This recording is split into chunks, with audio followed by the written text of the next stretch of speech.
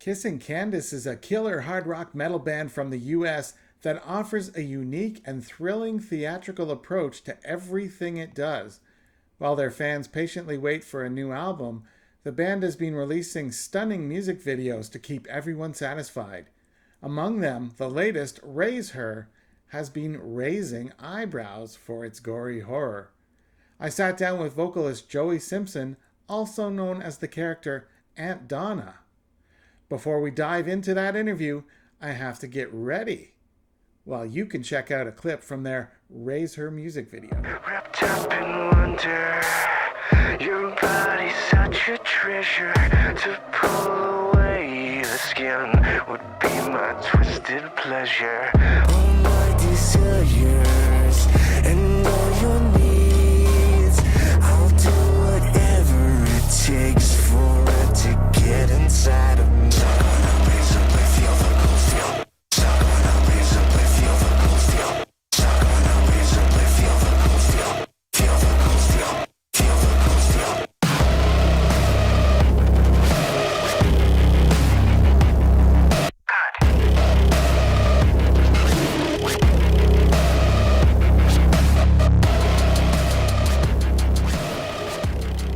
Let's talk about the new single Raise Her. What inspired that song? Oh boy. Okay. Well, to go back a little bit, Razer was pretty much one of the first song ideas that we came up with. Now we recorded the entire full length at my house in Las Vegas. So I had the guys fly out. I drove from Vegas to LA to pick up our producer that lived in LA. And on the way back home, it was just it was just him and I in the car. And on the way home, we were kind of chatting back and forth about how we want to do different songs and how we really want to go outside the box. And he was kind of just like throwing around ideas, and he's like, let's do something just like, let's play on like one kind of like catchphrase or kind of like line, like let's do something super obscure. And he kept hearing the word razor or razor blade. So he made a note in his phone, and as we're driving, we're kind of just going back and forth. And I'm like, man, for some reason, I really like that idea of like a razor blade, and like, you know, it's like sexy and sleek, but it's also super dangerous and like, you know. So as it's going, he's like, how about something like suck on the razor or bite the razor? So, you know, we're going back and forth, and we kind of just let it like marinate. And then when we got back to the house, within 24 hours, the band, everybody flew in, and we were kind of talking, and we just jumped right into that song. And that's how it was born, you know, suck on a razor blade, feel the cold steel. And between myself and the clean vocalist Dreamer, who does a good portion of the lyric writing, also we feed off of each other. We kind of came up with the concept, you know, that we want the song to kind of just be that sexy, kind of dangerous, just BDSM kind of vibe to it, but also leave it kind of open for interpretation, that anybody can kind of, you know, dig into it and take away what they want from it. So that's one of the most out of the box songs we ever done, and everybody seems to be loving it. It's great. So the video for the song takes its horror very serious. So tell me about the video. So the video, one thing in the video that kind of caught everybody's eye is, you know, the band itself isn't in it because of COVID and everybody living far away in different states. We weren't able to get together at that time. We were fortunate enough to get together for Tapeworm, which was the first single, but for this time around, we really didn't want to show our faces in it. We kind of wanted to go with a storyline vibe, but very loose. So we went with our normal director, Tom Flynn, who is a genius. He understands our concepts, what we want, how we want it done. He's great. So pretty much once the band kind of started bouncing ideas off of each other, I kind of took everybody's ideas and concepts, and I went to Tom and I said, look, this is what we got. This is what we want to do. Tom's super trusting in me when it comes, he likes to say I'm very resourceful, being in the haunt industry and having access to, you know, good actors, props, lighting, locations. He's like, you know, do whatever you got to do. When I get there day of the shoot, he's like, you know, we'll make the tweaks, but, you know, pretty much run with it. So the storyline, There's no real serious storyline to it, but we know that we wanted to do heavy visuals, make it again, dark, super weird, sinister, sexy, but still leaving that viewer friendly and again very open to interpretation of what's going on in the video. Little Easter eggs and things that we planted in the video, but overall the video came out fantastic. At least myself and the rest of the band and everybody that's viewed it. And what I really, me personally, what I wanted to take away from the video was I wanted people to be able to watch it one or two times, even three times in a row, and kind of be like, did I miss something? Let me rewatch that again and kind of figure out what I've missed, or did I just see my eyes right? Like, did I see that? So more and more people, as the videos been out now, I'll get a little message or somebody will leave a comment like, oh, I noticed that this and this and this are in the video. Was that meant to be? And it's like, yes, like you picked up on it. So the video was meant to not really have a strong storyline, but it was supposed to be visually pleasing, whether it was the lighting, the aesthetics of the guy eating, the girls, whatever it was, it was meant to be that way, and it came out fantastic. So it's definitely got its shock factor to it. I mean, there's a limit on how far you can go. Do you think that's the limit, or is there more? Yes. When we figured out the band, when we were like, let's go down that dark BDSM road, I started doing a lot of research on different fetishes, and that's a road that I don't want to go down anymore because there's so many mind-blowing fetishes out there, weird stuff, and I'm just like, okay, what are we going to pull from this that's not your everyday, like 50 Shades of Grey fetishes? What am I going to pull from what I've seen that I can use in this video that's still user viewer friendly? So a couple of the things like the shot of the cocoon guy in the saran wrap with the hood on with the funnel, that's actually I pulled that from real fetish of latex and silicone that the people get head to toe, and they get a little slit in their mouth and they get tubes, and there's different liquids, whether it's bodily fluids or weird liquids poured in. So I took that and I made actually that's our bass player Grippo. He was on the set, and I always like to throw something at him and like, oh, Grip, I need you for an extra for this video. So I knew he had no clue. He was on the set because he also lives here in New York, so he was fortunate to come down to the set. And I was like, oh, Grip, by the way, I need you for this scene. He had no clue. I pull out this industrial roll of saran wrap. We cocoon him in that. We put this bondage hood on it, and the shot couldn't have came out more perfect. The way it was edited, the way we shot it, the angles, everything was perfect. But yeah, like I don't want to say that we keep trying to top our music videos because that's not what it's really about. It's more about what the song calls for and what that vibe is. You know what I'm saying? Like we don't want to be known for the band that just keeps going over the top with these music videos, even though that's good. It's like the next music video might not call for something grotesque or disgusting or sexy. It depends on the song. But we topped our last video, Tapeworm, by a long shot, which we thought was going to be hard to do. So depending on the next single and what the vibe of the song is, we're always going to try to make it interesting. That I could promise. So that video, along with Crash and Burn, you're using a table and having somebody lie on a table. What's so appealing about having somebody on a table in a very dark room? See, that's a very good point that you brought up. Now, Crash and Burn and the new one, Razer, they were both shot in the same room. I just set dressed them different. That's the same room. So I'm glad. See like the little things, like the vibe of the room, even though it was lit different, that vibe was still there. So that's also another little kind of Easter egg. As far as the whole table thing and kind of, it's just kind of the way that the storyline kind of played out. But in Raise Her, it's a male on the table, not a female. And in Crash and Burn, it's more like kind of like she was given some sort of like hallucinogen that made her hallucinate all the weird shit. This is more like dungeon kind of feel, like again BDSM, but it all kind of connects. Even the artwork for the single for Tapeworm and for Razor, it has the same vibe. So as we release singles in the album, everything's kind of happening for a reason. I can't really reveal too much, but you're onto it. You're onto something where it's that dark, that vibe of the table. So everything kind of makes sense in a way, but I can't say too much. But yeah, just seeing the two tables, there's really no direct connection. But again, it's just the vibes of the song, the setting of it, the lighting, the mood. It all kind of worked out that way. Mm. So many artists have tried the shock horror thing in the past. So who are your influences from that genre?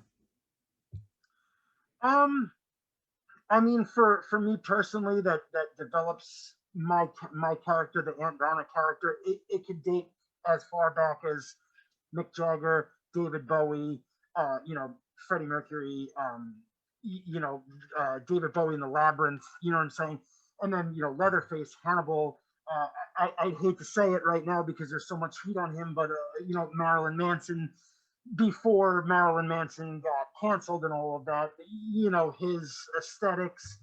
Obviously, there's a little bit of Slipknot in there, but collectively, for the horror aspect of it, when I formed the band, it was necessary that the members had that same love for horror, for entertainment. The mask just kind of came along kind of by accident. We used to do the blood and the makeup and all of that. And we noticed that by about the second or third song in, we'd start sweating, and then everything would sweat off. And we're like, okay, we got to kind of start thinking about something else. And our guitarist Dreamer, he showed up to rehearsal one night with those clear masks, and we put them on, and we were just like, this feels right. Like, and right away, mask, Slipknot, Mushroom Head, but it's like, let's do our own thing with it. Let's develop our own look.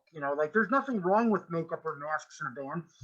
It's not like you're copying anybody. It's more like you're carrying the torch for that kind of music, that kind of look. So we've been catching heat since the day we put masks on. You always got those people, oh, you Slipknot ripoffs or Slipknot wannabes or this and that. And it's like, no, not at all. If anything, we want to be the next in line.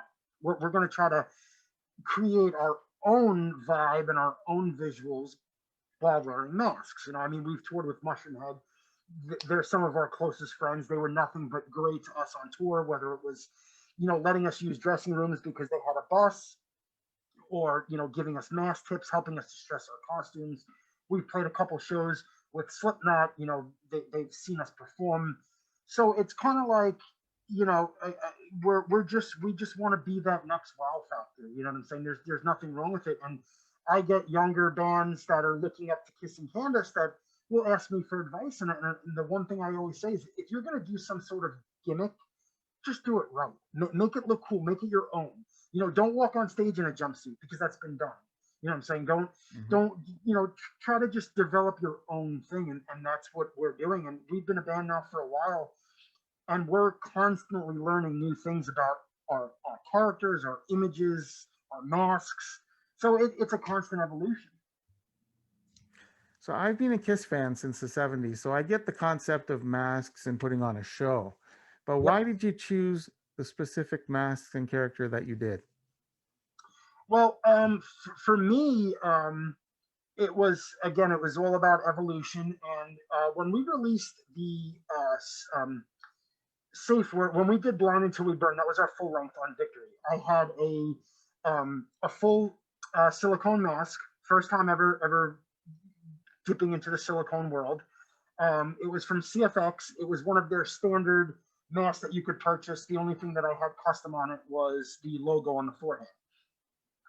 I used that for a bunch of tours and that whole album cycle. And I learned a lot from that. I was like, okay, well, this is a female fitting mask. So when I put it on, it's going to kind of morph to my face a little bit. Super tight.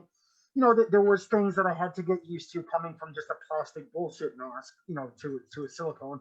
But for our Safe Word cycle, I went with a mask maker named Connor DeLess. He works for Trick or Treat Studios. He did all of my masks from the safe word era through up until right now, and then I went with a different mask maker, which we'll touch on. So that was my first custom silicone mask, and pretty much when we did the degeneration video, it's just a very plain, kind of like looking for an identity. That's how I describe that one mask. So as that album cycle progressed of Safe Word, I was we were on tour. I was just hanging out backstage, getting ready for a show, and I had multicolored makeup, and I'll never forget it. And instead of just doing like the black around my eyes and then just putting the mask on, I remember I was sitting there and I'm like, I was feeling something, and I took red and I took blue and I put one around here, and I did some red on the lips, and I had a different kind of it was like a gown that I put on, and I had a scarf, and the second I put it on, my mannerisms changed, the way I was acting changed, and I was looking at myself in the mirror, fixing my hair almost feminine like. And I remember saying to myself, laughing, I'm like, I look like somebody's aunt, like their Aunt Donna. And I said it, and I remember the guys were like, that just fits. Like, you look like somebody's aunt. Like, you look nuts. Like, this is it. And from that point on, Aunt Donna was born. So now the evolution of that Aunt Donna mask, I did purple with green, and then I did a Halloween one, which was orange and black. So when that album cycle was over and that tour cycle was over, and we were like, okay, we're going to do a new album, of course, it's time for a new mask. So I reached out to Tom Savini, which, no introduction who he is, but in case people don't know, Friday the 13th, Dawn of the Dead, Texas Chainsaw 2, the list goes on and on.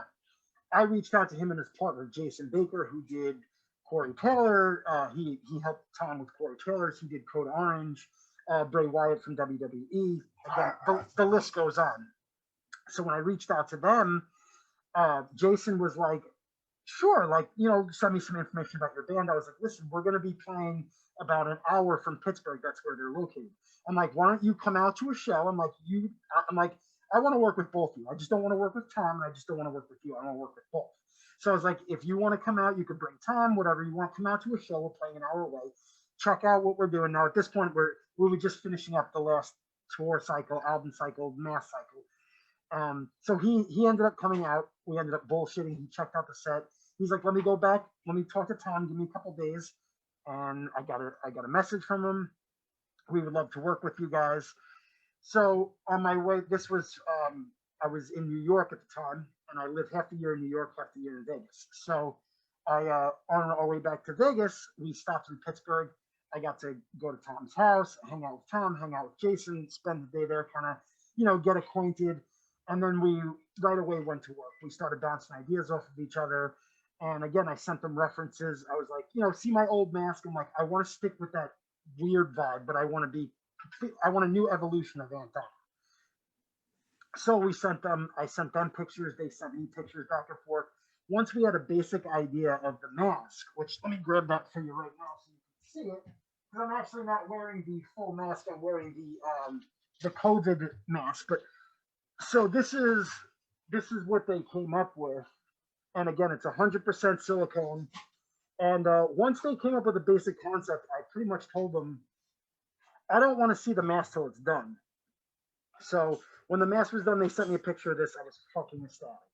They did one more pull of these masks, which hasn't been revealed to the public. That's for like mid album cycle. I like to change the vibe of the mask. Mm-hmm. So it's the same mask, just different paint job, different aesthetics.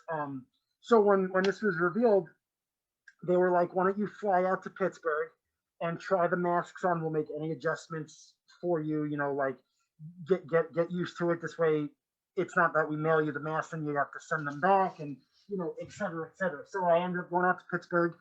And the second mask, I had no clue. I'd never seen it. So when I got to Tom's house, they revealed it for me. And I was like, holy shit, like, this is fucking great. Like, this is going to be a real awesome treat.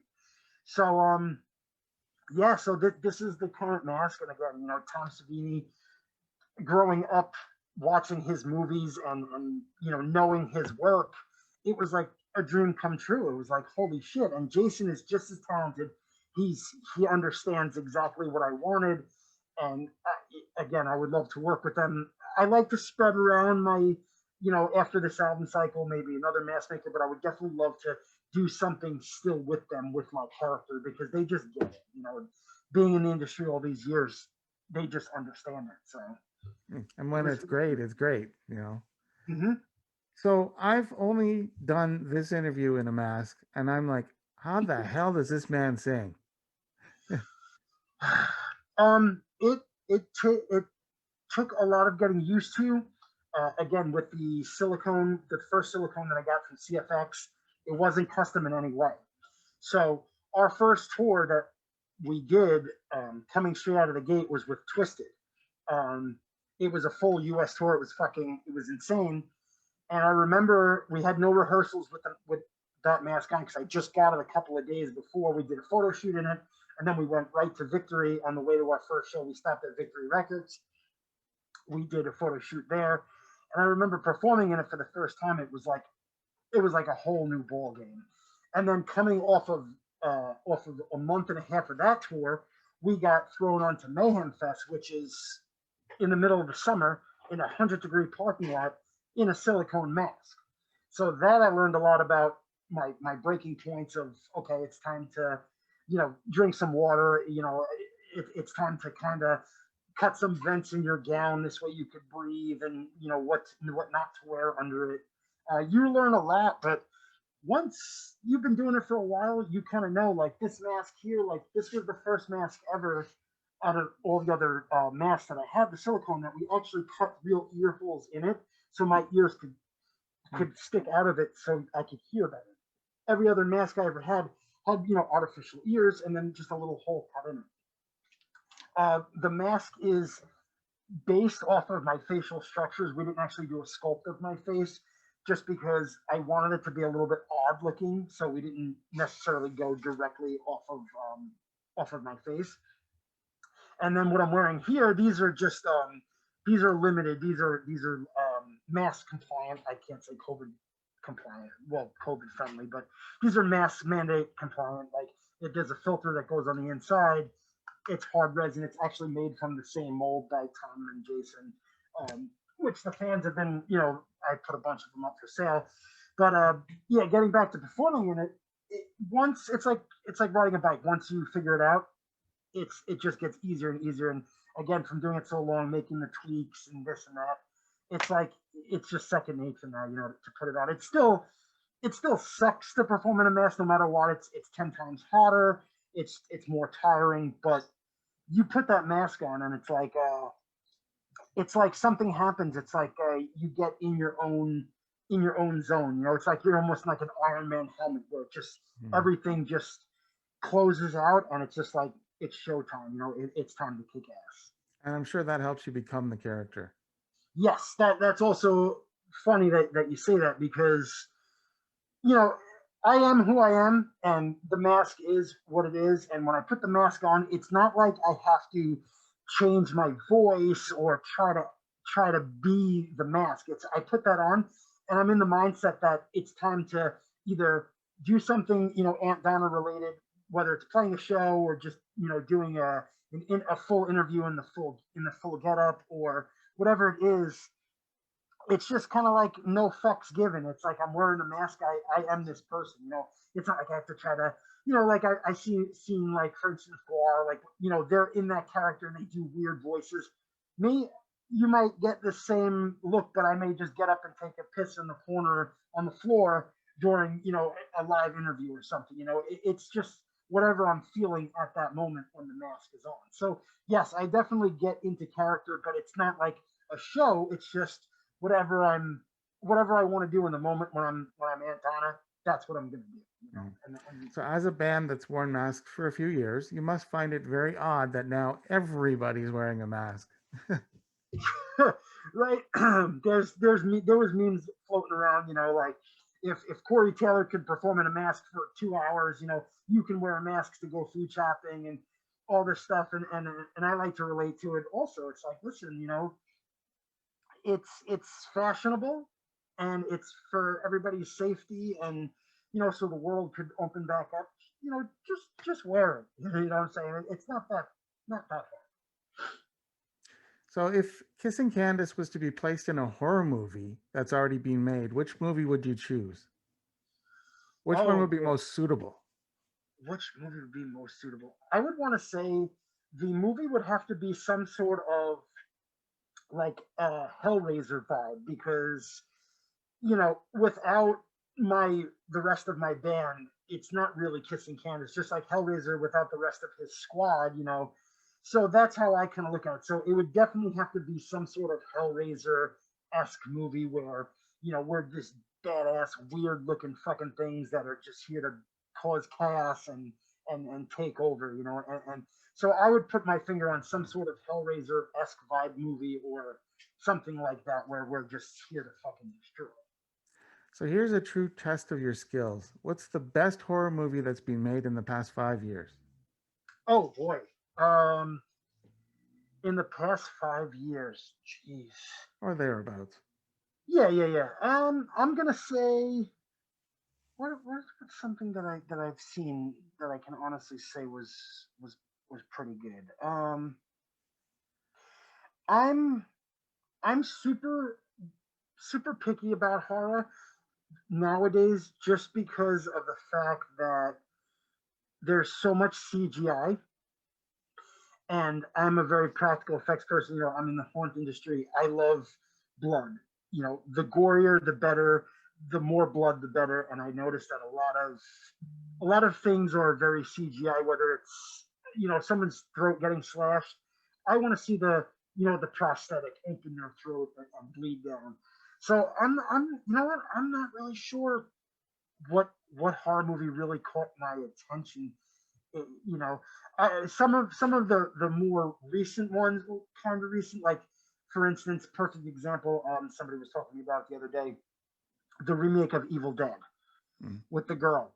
That movie, all of the blood is practical effects, like on the set. Like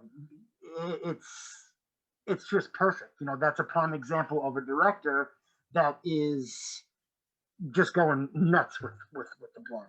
And then to not really, I don't want to say so much horror, but like Don't Breathe with the blind. That to me is a great horror movie, not because of the gore, because of the suspense and the storyline is so different. So I can't really put my finger too much on a great horror movie that I've seen because it's so cloudy. But like anything that uses more practical, old school effects, puppetry, things like that, sign me up for it. I was gonna say you're coming across as a definite old school horror guy. When Yes. the days when they measured it by the amount of blood, the gallons, how many buckets of blood did you use? I'm proud to say that I made a short horror film a couple years ago, and we used a 1 gallon of fake blood. Amazing. Amazing. That's how you It's do it. exactly that's how it's done. Like, you know, take the time to hire a good makeup artist to give you a gash in your head and fucking pump the blood through it instead of just, well, let's just CGI it in there. You know what I'm saying? Like, it's the small things that I appreciate, the small things that us as horror lovers could appreciate. Um, and I think that a lot of that is being lost these days because of what CGI could do, and because there's so much remakes and so much new stuff that horror isn't the same what it was in the early '90s, even the early 2000s. You know what I'm saying? Like the original Scream. That to me is and was a fantastic slasher movie. Like when it came out, there wasn't anything else like it. There was no Scream 1, 2, 3, 4, then the remake and then the remake of the remake. No, it was just, what is this? It's a guy in a ghost face killer mask that nobody's seen before. So I like slashers is my love. You know, the old school zombie, Dawn of the Dead's and Return of the Living Dead. Just great classic movies, great makeup. Again, being in the haunt industry, we have some talented makeup artists at our haunt, and she's super talented. Her name is Katrina, and she's 20 something years old, and she destroys it. And I love that she's just enthusiastic about it as me. Like, we'll be bouncing ideas for characters, and she'll be like, well, "What do you think about this?" And I'm like, this is great. Let's do it. So from one horror lover to you, understanding that it's great. It's Mm. refreshing. So, do you think we're going to start seeing more and more horror or visual effects in the shows, your Yes, shows? yes. That to me is just as important as the song itself, is the live show. And from day one, before I even had a band, when I went into the studio with a producer to do our very first EP called Murder, the original concept for KC was actually just a kind of like a side project, and it was going to be me with a MacBook, with the tracks on it, and then on stage was going to just be all these horror props and things, and that was the basic concept of it. It wasn't until the song started developing was the producer said to me, "Listen, man, these songs are really awesome. You should have a full static band with you, two guitars, bass, drums, and make a band out of it and do this full on, don't half-ass it." So as the evolution of the band and the music and the image, the live show is something that constantly working on it. And I like to refer to it as I want to be up there with like a Rob Zombie stage show, where it's the lights, the fog, the props, the backdrops, the characters that come on stage. And slowly we're working there. And I buy all of our lighting equipment. I don't like to rent anything. I like to own it all because I like to alter things and set things up. We have lighting programs that go with the music. We're slowly getting there, and it's funny because when we're still kind of a mid-level band, so when we do small headliner shows, and we're on the phone with the promoter, I'm like, listen, I need to get in there a couple of hours early to set up, and it's like, oh, they think, okay, mass band, whatever, but they don't realize that we have road cases of lights and fog and I need that extra 45 minutes to set the lights up and then another 45 minutes to make sure everything works.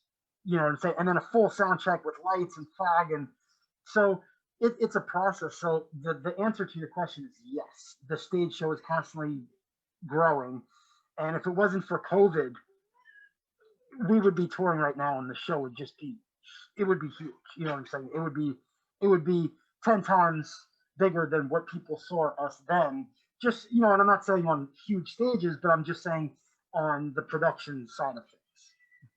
Snow, bubbles, more lights, again, developing our own kind of characters that will join us on stage and costume changes. I mean, there's so much to expect. When we could play a live show again, it's going to blow people's minds. So you sort of touched on the next question I wanted to ask is, so what are some of the difficulties of being Kissing Candice and having the horror image and the effects that you want to do? I mean, there's people that just won't get it, of course.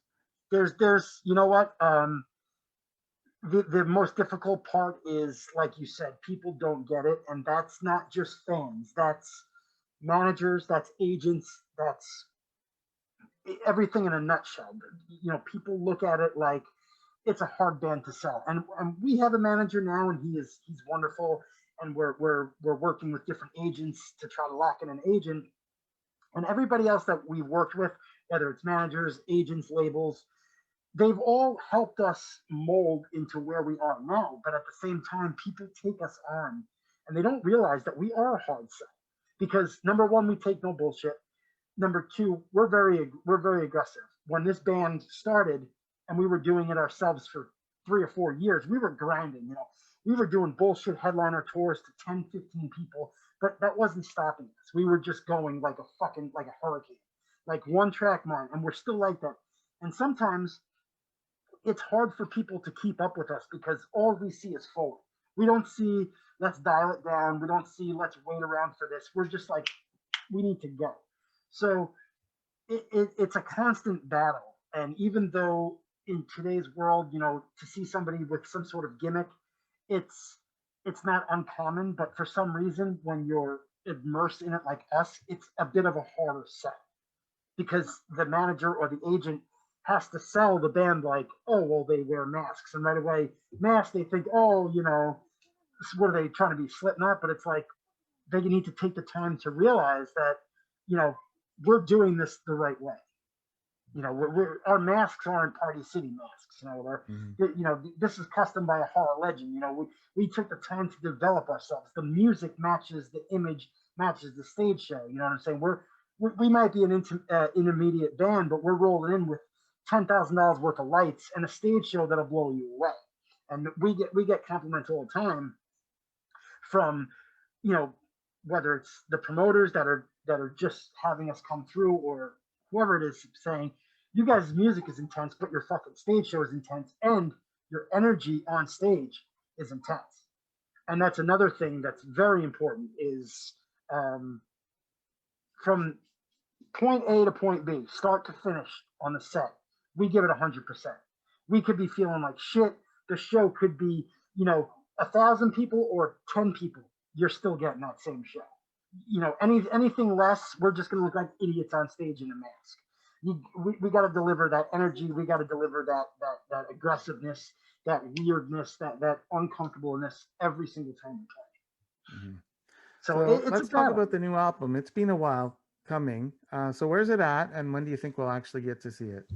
Okay, so the good news is the album has been done since around this time last year. We wrote it in February at my place in Vegas, and it was complete by mixed, mastered, artwork, title, song listing, song tracks. Everything is ready to go.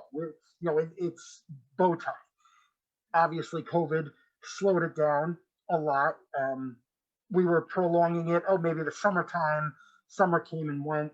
It was like, okay, we got to do something. Let's start releasing music, because even though the music isn't old to the public and the fans, not that it gets old to us, but we get that itch to write and create new stuff. You know what I'm saying? So, and it's like we're sitting on 10 songs, 10 amazing songs. So we released the video, we released the single, we released another video, we released another single. So I can't say too much, but I can say that expect at least another single and another music video, and then expect the album, hopefully before the new year, to be out, the actual album. And that's with or without touring, because we're getting to the point where we can't wait for touring anymore. We gotta put this record out. If we have to put it out and promote and just push it online, and then hopefully when things get back to normal, we could start touring. But before the new year, something will be dropping. Watch for more from Kissing Candice in the future. That's all we have for you this time. We'll see you soon.